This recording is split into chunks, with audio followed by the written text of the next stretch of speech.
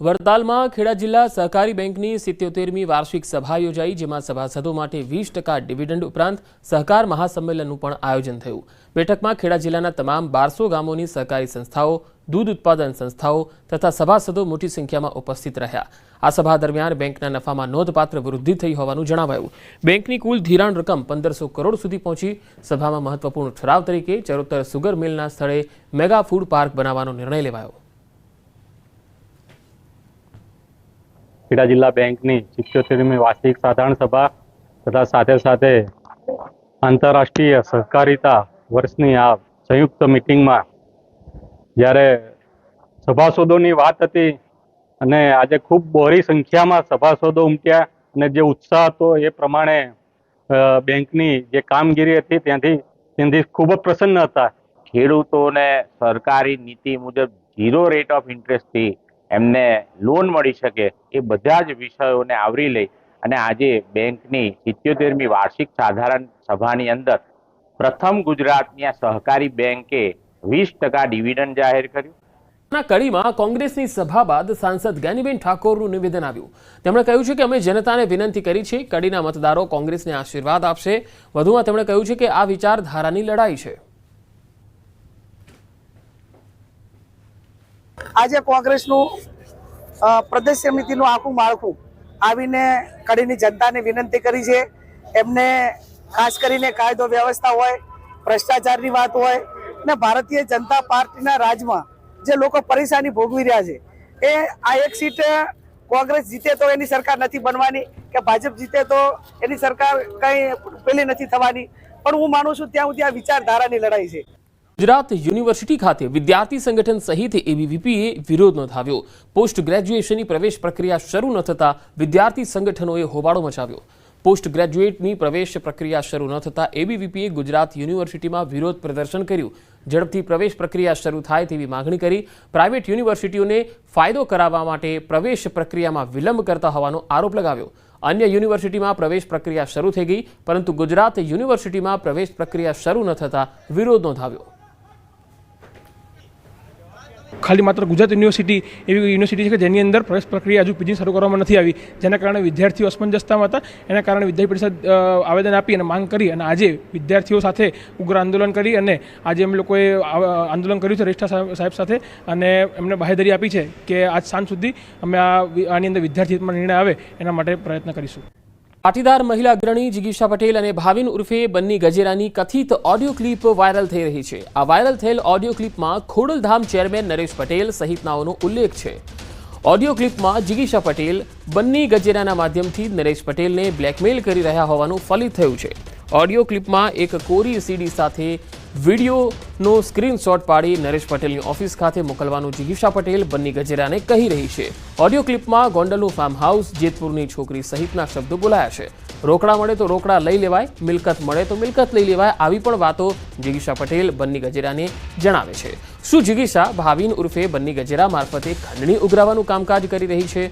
ભાવિન ઉર્ફે બન્ની ગજેરા વિરુદ્ધ 9 અલગ અલગ ગુના દાખલ થઈ ચૂક્યા છે। ખંડણી, એટ્રોસિટી, જાનથી મારી નાખવાની ધમકી સહિતની કલમ હેઠળ ગુનાઓ નોંધાઈ ચૂક્યા છે। વાયરલ ઓડિયો ક્લિપની ન્યૂઝ 18 ગુજરાતી પુષ્ટિ નથી કરતું। મેં પોતે મારા મોઢે જ કીધેલી છે કે આવું આવું છે, બરાબર? બધી ટીમ તો હું કીધું આવી છું હવે છે ને, હું તને કવિ પ્રમાણે ચાલતું। તું છે ને નરેશભાઈ ની ઓફિસે એક ખાલી સીડી મોકલ,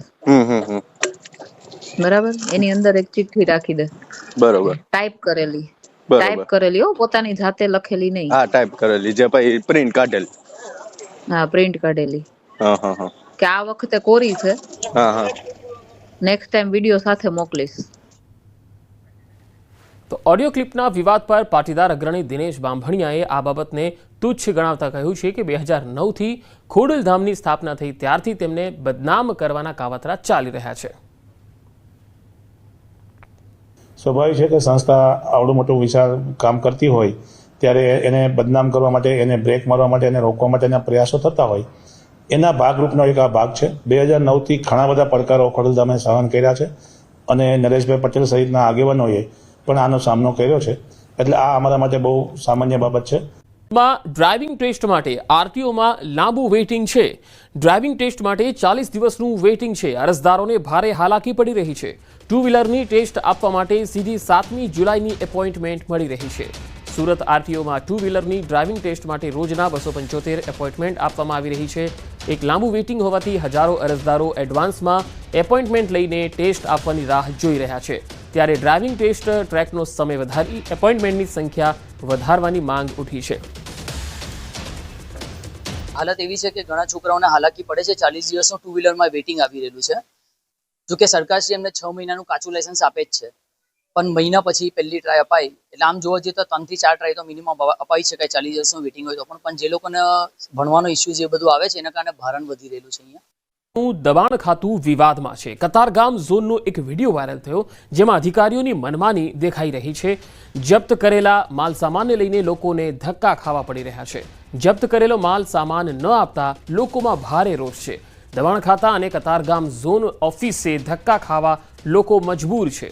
પોલીસ ફરિયાદ કરવી હોય તો કરો, સામાન તો નહીં જ મળે, આવું કહીને અધિકારી મનમાની કરતા નજરે પડી રહ્યા છે. તો આ સ્થિતિ છે સુરત મનપાના દબાણ ખાતાની કે એક વખત કોઈ સામાન જપ્ત કરી લેવાય અને જ્યારે એ સામાન લેવા માટે એના જે તે વ્યક્તિગતો એના માલિક આવતા હોય છે ત્યારે તેની સાથે અધિકારીઓ મનમાની કરે છે, સામાન આપતા નથી, જપ્ત કરેલો સામાન છે એ દબાઈને રાખે છે.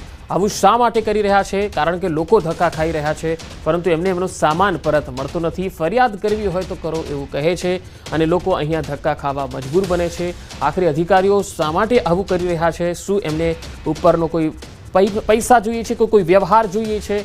એ સ્પષ્ટ રૂપે અહીંયા દેખાઈ રહ્યું છે આ વાયરલ વિડીયોની અંદર. જો કે ઓફિસ ધક્કા ખાવા જે લોકો આવી રહ્યા છે તે લોકો ખૂબ જ રોષની લાગણી વ્યક્ત કરી રહ્યા છે. કારણ કે અધિકારીઓ ત્યાં એવી મનમાની કરતા હોય છે કે જેની ના પૂછો વાત. એક વખત સામાન્ય માણસ જ્યારે એનો સામાન જપ્ત થયો હોય ને લેવા માટે દબાણ ખાતામાં જાય એટલે એવા ધક્કા ખવડાવશે, એવા ફોન કરાવડાવશે કે તમે હેરાન થઈ જાઓ. દબાણ ખાતું વિવાદમાં છે. કતારગામ ઝોનનો એક વિડીયો વાયરલ થયો જેમાં અધિકારીઓની મનમાની દેખાઈ રહી છે. જપ્ત કરેલા માલ સામાનને લઈને લોકોને ધક્કા ખાવા પડી રહ્યા છે. જપ્ત કરેલો માલ સામાન ન આપતા લોકોમાં ભારે રોષ છે. દબાણ ખાતા અને કતારગામ ઝોન ઓફિસે ધક્કા ખાવા લોકો મજબૂર છે. પોલીસ ફરિયાદ કરવી હોય તો કરો, સામાન તો નહીં જ મળે, આવું કહીને અધિકારી મનમાની કરતા નજરે પડી રહ્યા છે. તો આ સ્થિતિ છે સુરત મનપાના દબાણ ખાતાની કે એક વખત કોઈ સામાન જપ્ત કરી લેવાય અને જ્યારે એ સામાન લેવા માટે એના જે તે વ્યક્તિગતો એના માલિક આવતા હોય છે ત્યારે તેની સાથે અધિકારીઓ મનમાની કરે છે, સામાન આપતા નથી, જપ્ત કરેલો સામાન છે એ દબાઈને રાખે છે. આવું શા માટે કરી રહ્યા છે? કારણ કે લોકો ધક્કા ખાઈ રહ્યા છે પરંતુ એમને એમનો સામાન પરત મળતો નથી. ફરિયાદ કરવી હોય તો કરો એવું કહે છે અને લોકો અહીંયા ધક્કા ખાવા મજબૂર બને છે. આખરે અધિકારીઓ શા માટે આવું કરી રહ્યા છે? શું એમને ઉપરનો કોઈ પૈસા જોઈએ છે કે કોઈ વ્યવહાર જોઈએ છે? એ સ્પષ્ટ રૂપે અહીંયા દેખાઈ રહ્યું છે આ વાયરલ વિડીયોની અંદર. જો કે ઓફિસ ધક્કા ખાવા જે લોકો આવી રહ્યા છે તે લોકો ખૂબ જ રોષની લાગણી વ્યક્ત કરી રહ્યા છે. કારણ કે અધિકારીઓ ત્યાં એવી મનમાની કરતા હોય છે કે જેની ના પૂછો વાત. એક વખત સામાન્ય માણસ જ્યારે એનો સામાન જપ્ત થયો હોય ને લેવા માટે દબાણ ખાતામાં જાય એટલે એવા ધક્કા ખવડાવશે, એવા ફોન કરાવડાવશે કે તમે હેરાન થઈ જાઓ. વડોદરામાં રસ્તા પર વાહન લઈને નીકળવું મોતના મુખમાં જવા સમાન છે. વગર ચોમાસે રોડ પર ભૂવા પડવાનો સિલસિલો યથાવત છે. માત્ર 15 દિવસ પહેલા બનાવેલા રોડ પર ભૂવો પડ્યો. ભ્રષ્ટાચારના ભૂવા ખોલી રહ્યા છે તંત્રની પોલ. કારેલીબાગ વિસ્તારમાં નવા બનેલા રોડ પર ભૂવો પડ્યો. ભૂવો પડ્યા પછી અધિકારીઓએ બેરિકેડિંગ કરીને સંતોષ માની લીધો. 12 કલાક ઉપર સમય થયો છતાં સમારકામ નથી કરાયું. અગાઉ અકોટામાં પણ ભૂવો પડ્યો હતો.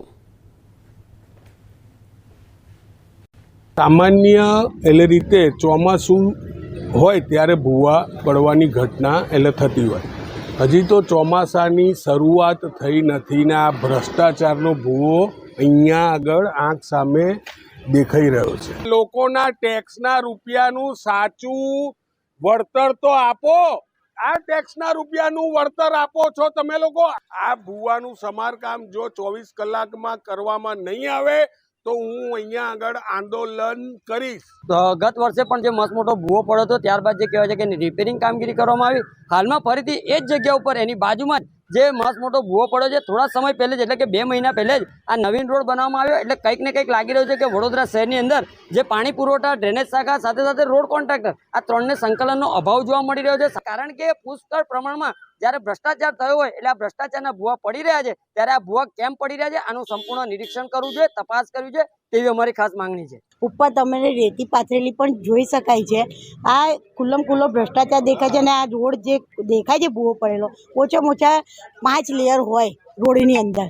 કપચી હોય, નાની ગ્રીટ હોય, માટીનું લેવલ પહેલાં જે સરખું કરવાનું એ કરેલું હોય, પણ અત્યારે તમને ખાલી ને ખાલી ડામર જ જોવા મળે છે. એટલે કેટલું હલકી કક્ષાનું આ કામ કરેલું છે એ ચોખ્ખું જ જોવા મળે છે. એ કોન્ટ્રાક્ટરોને કોન્ટ્રાક્ટ આપીને આ લોકો છૂટા થઈ જાય, પછી કોઈ પણ સ્થળ પર માણસો કામ કરતા હોય છે, પણ કોઈ પણ અધિકારી કોઈ પણ જગ્યાએ જોવા નથી મળતો કે જવાબદાર જે અધિકારી હોય કે કેવી રીતનું કામગીરી કરી રહ્યું છે એ કશું જ જોવામાં આવતું નથી. આજ દિન સુધી ચોમાસા દરમિયાન રસ્તા પર ભૂવા પડે એવા સમાચાર તમે સાંભળ્યા હશે, પરંતુ હવે વડોદરા શહેરમાં ઉનાળામાં પણ ભૂવા જે છે તે પડી રહ્યા છે. અત્યારે તમે આ દ્રશ્યો જે જોઈ રહ્યા છો તે કારેલીબાગ દીપિકા ગાર્ડન પાસેનો રસ્તો છે અને અહીંયા જોઈ શકાય છે કે મસ્ત મોટો ભૂવો પડ્યો છે. અહીંયા નવાઈની વાત એ છે કે થોડા દિવસો અગાઉ જ આ જે રોડ છે તે બનાવવામાં આવ્યો છે અને એના પર કાર્પેટિંગ જે છે તે કરવામાં આવ્યું છે. ત્યારે આટલા ઓછા સમયમાં આ રસ્તા પર ભૂવો પડી જતા ચોક્કસથી જે કોન્ટ્રાક્ટરની કામગીરી છે તેની સામે સવાલો ઉઠી રહ્યા છે. સ્થાનિક લોકો છે તેઓની અંદર ભારોભાર રોષની લાગણી જોવા મળી રહી છે, કારણ કે હવે તો વડોદરા શહેરના રસ્તાઓ પણ સુરક્ષિત રહ્યા નથી. રસ્તા પરથી જ્યારે પસાર થઈએ ત્યારે કયો રસ્તો ક્યારે બેસી જાય તેનું કંઈ પણ ગેરંટી કે વોરંટી હોતી નથી. આ જે ભૂવો પડ્યો છે તે વોર્ડ નંબર 7માં પડ્યો છે અને વોર્ડ નંબર 7ના જે સ્માર્ટ અધિકારીઓ છે તેમને માત્ર ને માત્ર બેરિકેડિંગ કરીને સંતોષ માન્યો છે. ત્યારે દ્રશ્યોમાં પણ જોઈ શકાય છે કે સ્થાનિક લોકો છે તેઓ રોષે ભરાયા છે અને ભૂવામાં અંદર ઉતરીને સ્થાનિક લોકો જે છે આ ભૂવો કેમ પડ્યો તેનું નિરીક્ષણ કરી રહ્યા છે. અસલમાં આ જવાબદારી અધિકારીઓની છે, ચૂંટાયેલા પ્રતિનિધિઓની છે, પરંતુ જ્યારે રોડ બનાવવામાં આવે છે અથવા તો ડ્રેનેજ શાખા દ્વારા કામ કરવામાં આવે છે ત્યારે અધિકારીઓ દ્વારા જે સ્થળ નિરીક્ષણ છે તે કરવામાં નથી આવતું, કામગીરીનું યોગ્ય મોનિટરિંગ નથી કરવામાં આવતું. એના કારણે જે કટકીબાજ કોન્ટ્રાક્ટરો હોય છે તેઓ ફાવી જાય છે અને અધિકારીઓને ટેબલ નીચેનો વ્યવહાર મળી જાય છે અને અધિકારીઓ પણ ફાવી જાય છે. ત્યારે છેલ્લે નાગરિકોએ વેઠવાનો વારો આવતો હોય છે. ત્યારે અકોટા બાદ હવે કારેલીબાગ વિસ્તારમાં ભૂવાનું સામ્રાજ્ય જોવા મળતા જે તંત્ર છે તેની સામે ચોક્કસથી સવાલો ઉઠી રહ્યા છે. કરોડોની જમીન કૌભાંડ મામલો સીઆઈડી ક્રાઇમે વધુ એક આરોપીની ધરપકડ કરી લીધી છે. કાનાલાલ ગામિતની પોલીસે ધરપકડ કરી બોગસ પ્રોપર્ટી કાર્ડ બનાવી જમીન કૌભાંડ આચર્યું.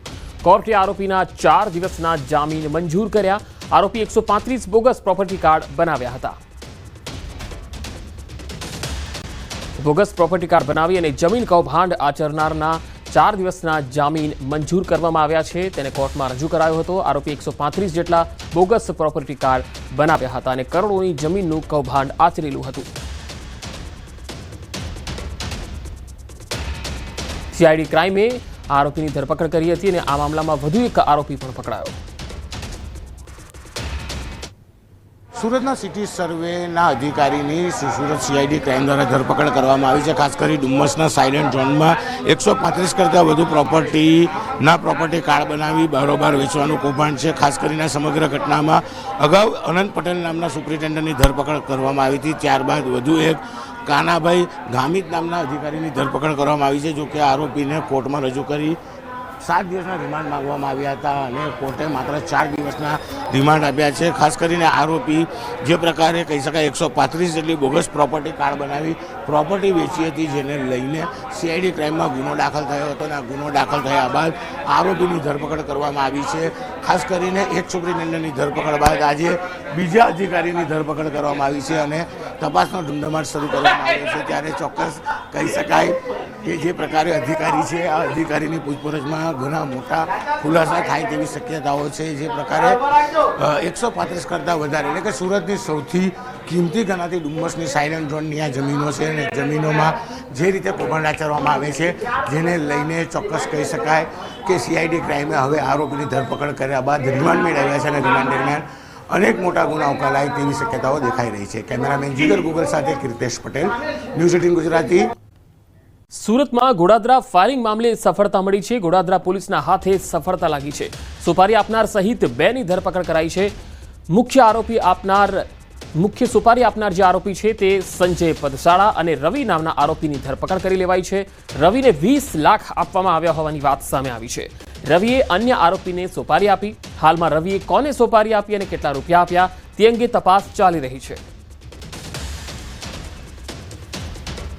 ગોડાદરા પોલીસ સ્ટેશન વિસ્તારમાં થોડાક દિવસ પહેલાં હત્યાના પ્રયાસનો એક બનાવ બન્યો હતો, જેમાં ભોગ બનનાર છે એને ગોળી વાગી હતી।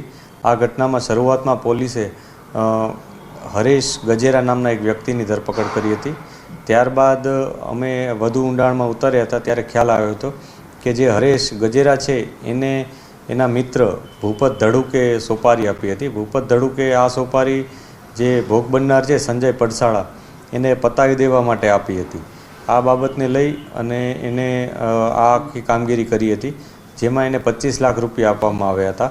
એમાંથી એણે 5 લાખ પોતાની પાસે રાખ્યા હતા અને બીજા 20 લાખ એણે રવિન્દ્ર ઉર્ફે રવિ પ્રધાન નામના એક વ્યક્તિને આપ્યા હતા।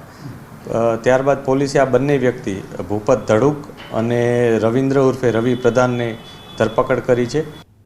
વાત મોરબીની। મોરબીમાં જર્જરિત ઇમારતની છત તૂટી પડી। મોરબીના નવડેલા રોડ પરની આ ઘટના છે। પાર્ક કરેલી કાર અને રિક્ષામાં મોટું નુકસાન થયું। સતત લોકોની અવરજવરવાળા રસ્તા પર છત તૂટી પડી। સદનસીબે કોઈ હાજર ન હોવાથી જાનહાનિ ટળી છે। મનપા દ્વારા આ મામલે કડક કાર્યવાહી કરવામાં આવે।